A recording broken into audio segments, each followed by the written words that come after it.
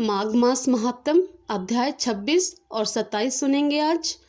जय श्री कृष्ण, राधे राधे। भगतजनों, कल के अध्याय में हमने 25वें अध्याय में देवद्युति महर्षि राजा चित्रतीर्थ को सद्गति के लिए उपदेश देते हैं तथा उनकी पिशाच योनि से मुक्ति किस प्रकार हो सकती है वह मार्ग बतलाते हैं और उनको केरल के एक ब्राह्मण का सत्य वृत्तांत सुनाना शुरू करते हैं, जो कि त्रिवेणी के जल के स्पर्श मात्र से मुक्ति को प्राप्त हो गया था। अब आगे की कथा सुनते हैं। माघ मास महात्म 26वां अध्याय। देवदूति ने कहा, हे पिशाच राजा, सुनिए। केरल प्रदेश में एक धनाढ्य ब्राह्मण रहता था जिसका नाम वसुधा था।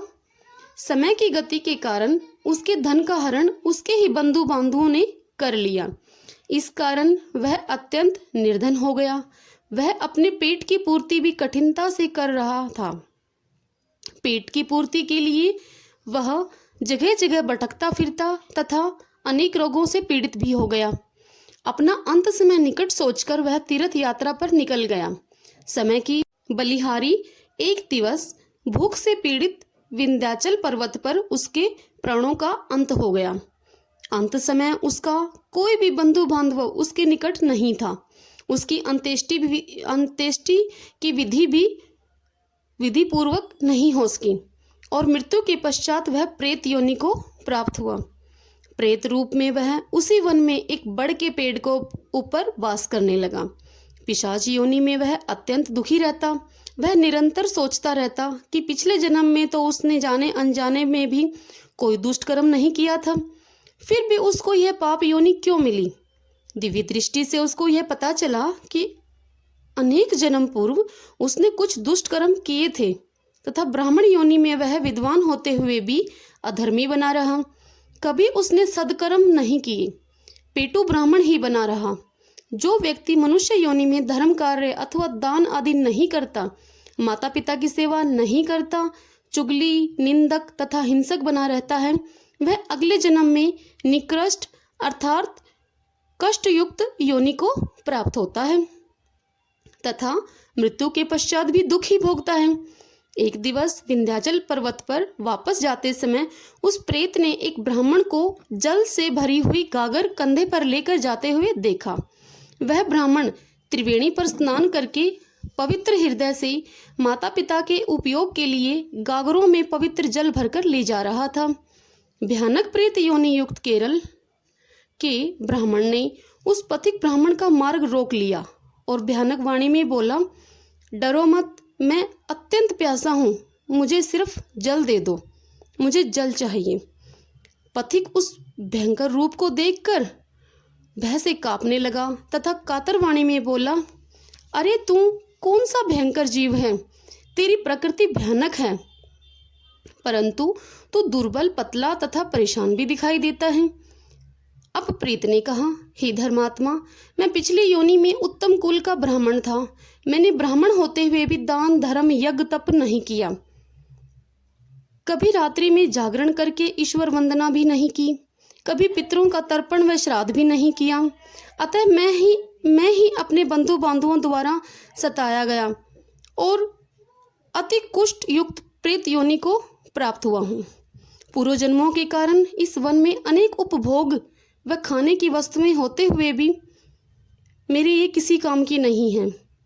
तुम्हारे भरे जल की गागरों को देख मुझे मेरा पिछला जन्म स्मरण हो आया है, अतः प्यास जागृत मुझे हो गई है।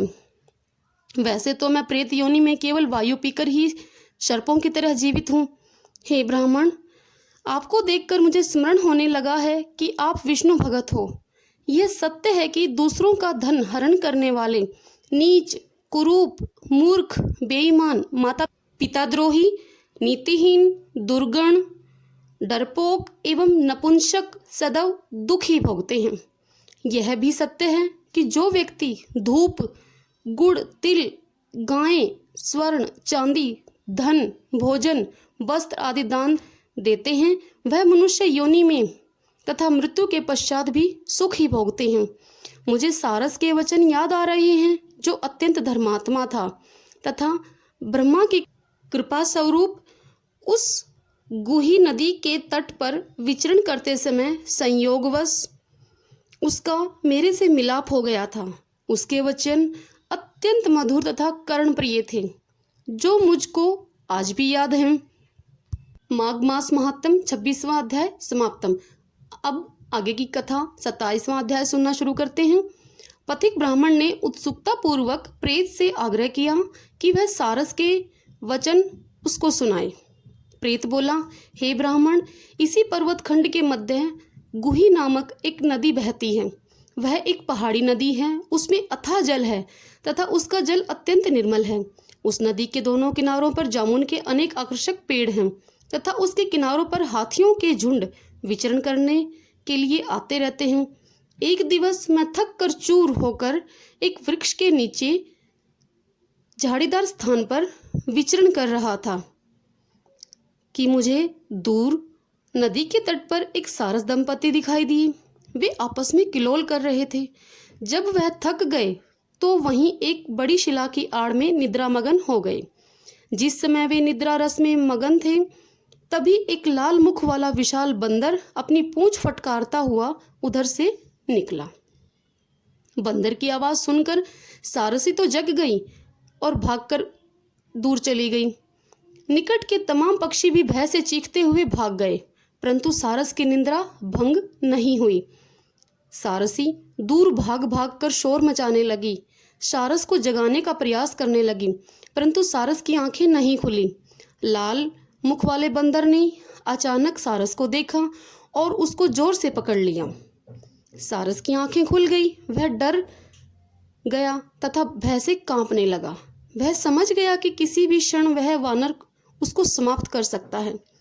वह सारस वस्तुतः पूर्व जन्म में उच्च योनि में ब्राह्मण कुल में उत्पन्न हुआ था तथा वह बंदर भी उच्च राज्य कुल में उत्पन्न हुआ था।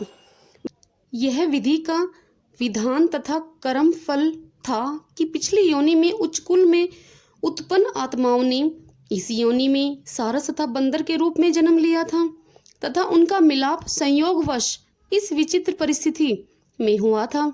सारस ने कहा, हे वानर, तू पिछली योनि में विंध्याचल पर्वतेश्वर था तथा मैं तेरा कुल गुरु था। तूने पर्वतेश्वर होते हुए भी प्रजा को बहुत सताया तथा तूने अथाह धन एकत्रित किया। प्रजा के श्राप के कारण मुझे कुंभी नामक नरक मिला। तू भी पाप कर्म के कारण ही वानर योनि को प्राप्त हुआ है।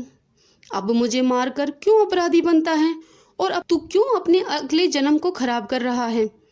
भयानक वानर एकदम सचेत हो गया। उसने सारस को अपने बंधन से मुक्त कर दिया और बोला, हे सारस, यदि तू सत्य बोल रहा है तो मुझे स्पष्ट बता कि क्या कारण था कि तू ब्राह्मण कुल में उत्पन्न होने के पश्चात भी इस जन्म में सारस योनि को प्राप्त हुआ है। माघ मास महात्म 27वां अध्याय समाप्तम। भगतजनों, आगे कल हम आगे की कथा 28वें अध्याय में सुनेंगे। तब तक के लिए राम नाम जपते रहिए प्रेम से, मन से। हरे कृष्णा कृष्णा कृष्णा हरे हरे, हरे राम राम राम हरे हरे। जय श्री कृष्णा। राधे राधे।